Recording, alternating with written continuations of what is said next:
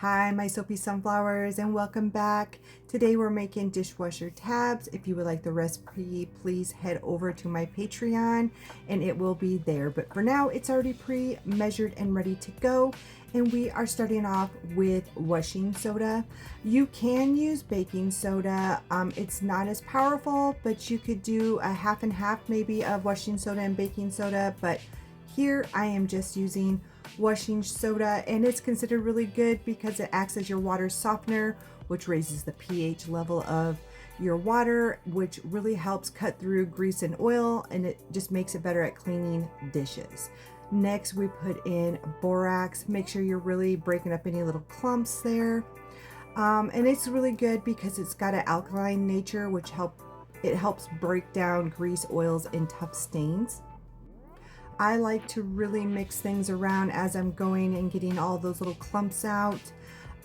Next, we're going to be adding in some of your salt. You could add in a coarse salt. They also have a dishwasher salt, or Epsom salt is great as well. And salt is good because it's also a water softener, and it removes minerals like calcium and magnesium from hard water, which really helps with like limescale buildup on your dishes and in the dishwasher itself. Now, if you guys ever make like bath bombs and shower steamers and stuff, you know that humidity is always a factor when mixing anything that is water and powders. So when you go to add in your white vinegar, it's pretty much by eye. And I say that because you're gonna wanna add your 3.4 ounces, and you may need to add more depending on your humidity in your house, because you're gonna want this mixture to be wet. And it's almost the same as like a bath bomb, where you can clump it together, let go of it, let it smack the bottom of the bowl, and it stays together, because you guys are going to be molding this and you need to have enough wetness for it to mold. Now, I've learned that I would prefer things more on the wet side than the dry side when I am making cleaning products with powder and liquid together, because it just works better than if you're on the wetter side than the drier side. But just make sure you are mixing all those powders together really well, because you just don't want some little pockets here and there of something more concentrated than anything else.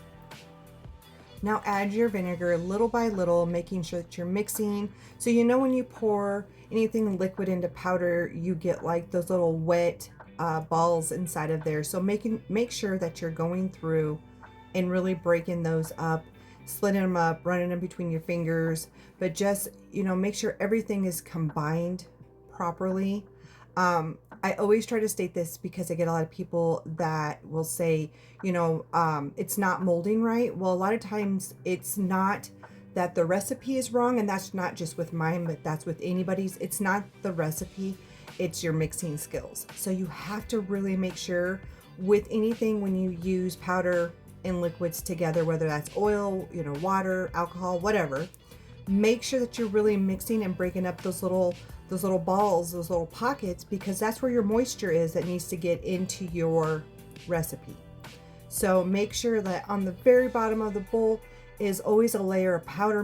Make sure you dig down deep and you're flipping that over and really digging in there to get it mixed up. Of course, I put my essential oil in before I do my vinegar, because I like to really make sure that it's saturated, it's all through all the powder before I go in and mix the vinegar in. You can choose to do this at the same time if you would like. That is up to you.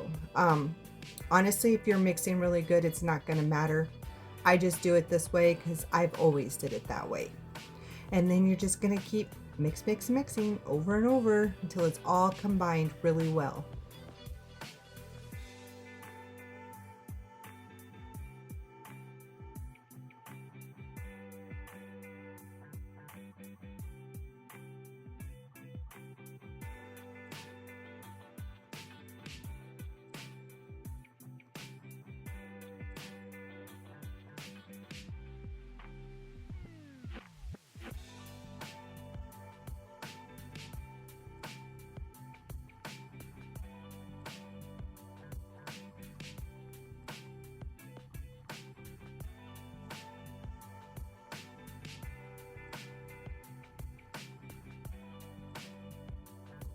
Now I even found with my recipe, and my humidity was sitting at 29%, that I needed to add more than the 3.4 ounces in. So this is always by eye. Just keep mixing until you get the consistency where you can squeeze it together, drop it, and it stays together, and just check it a lot of times as you're really mixing, and you'll find that once you get the consistency right the first time, you'll just know it after that.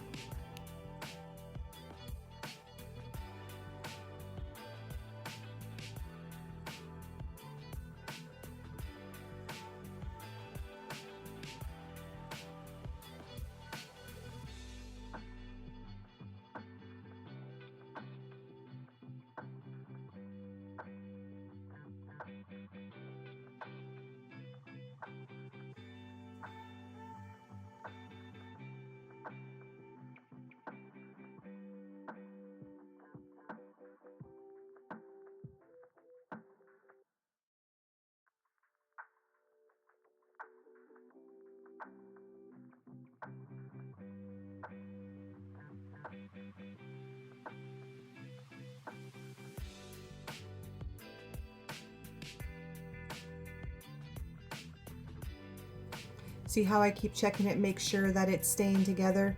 If I'm not happy with it, I keep mixing for a little bit to see if I have any little clumps. If that's not the problem, then I add more liquid. But again, I would prefer that my consistency is more on the wet side than on the dry side when I'm making this. It works better. It will stay together better, and it will definitely mold better.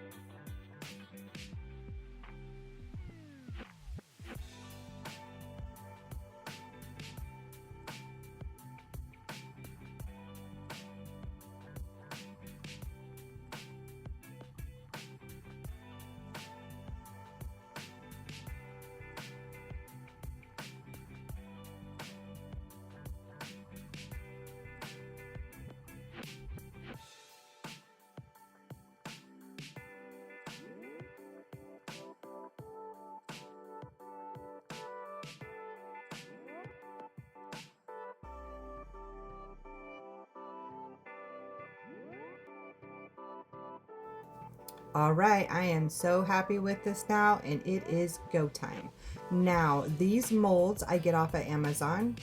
They are little bitty ice cube trays. They work perfect for a lot of projects that I do. I have a ton of them, honestly, and they work great.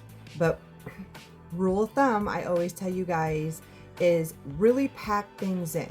You have to really press things in. That is another error that I see a lot of people doing, is they are not packing these tight.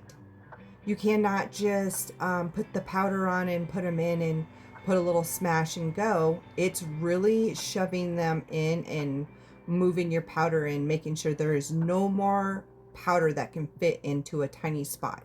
You are molding something into silicone, and silicone moves. If I could have found hard trays like this at the time that I was buying, I probably would have did that. Maybe it probably would have been harder to get out, but I like these. They work perfect for what I do.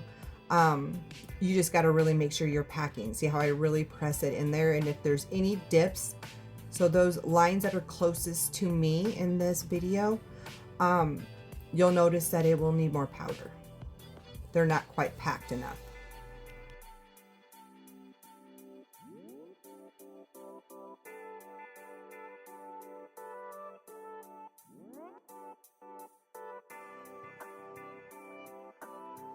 Now this recipe will make 2 trays. You can always double it. I was already stocked up, so I was just doing this for demonstration. Any that get broke, I always learned that those are called keepers. Those are mine. They're for my house. So 24 hours later, we are back and ready to unmold. And as you see, they are really hard. They're really hard and they are ready to go. And I'm telling you, they work out really good. I ended up putting some in a 3rd tray. I would definitely say it's a 2 tray and not a 3 tray. And if it's probably a 2.5 tray recipe, because those last ones were not great because I didn't have enough to fill up the cavities all the way. But this was the first one we filled on camera here, and you can see, you know, they pop out really well.